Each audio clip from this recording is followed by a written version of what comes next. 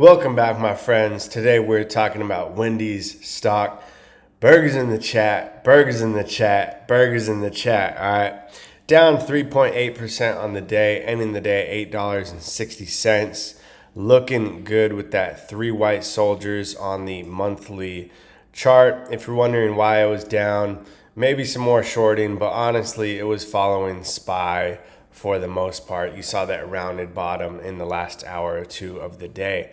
So if you look at the RSI on the monthly chart, totally oversold at 21.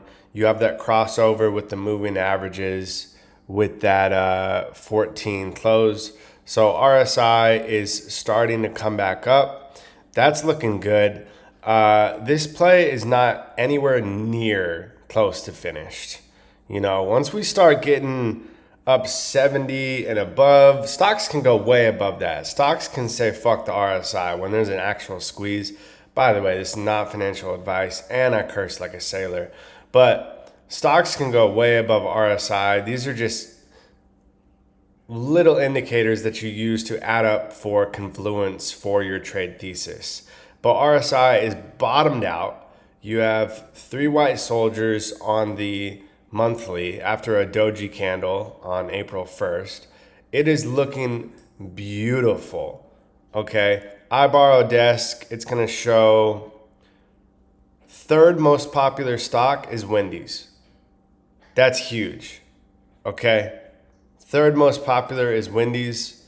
We have a 23% cost to borrow. That means all shorts, old, new, future, have to pay a 23% interest rate annually just to hold a short position.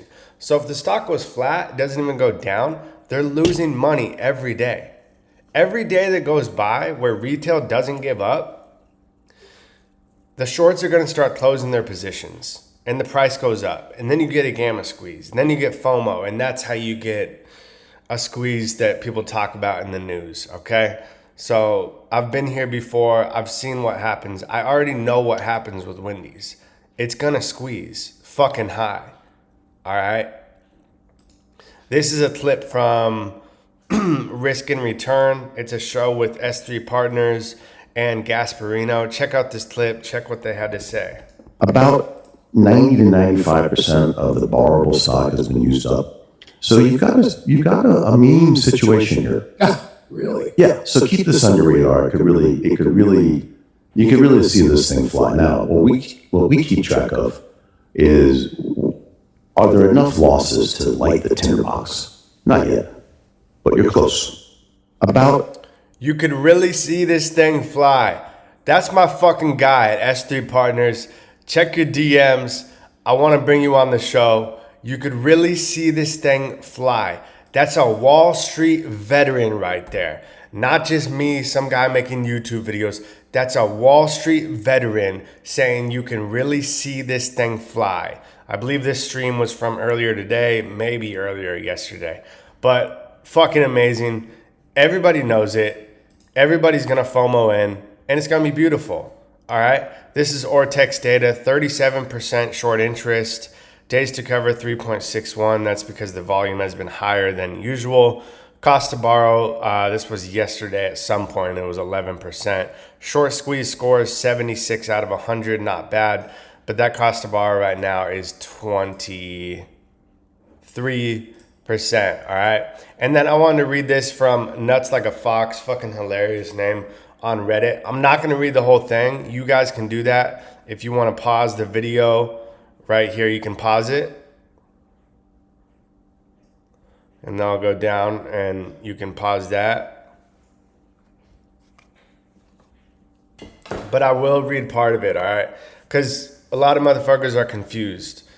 So a lot of people are missing the play. He'll explain it and spread the message. People right now are confusing the pump from just retail buying the short squeeze. People are confusing the pump from the short squeeze, all right? That pump was just retail buying some shares. That's not the squeeze. So the move from $6 to $9, it was just a little pump. Lil Pump, the rapper, that's all it was.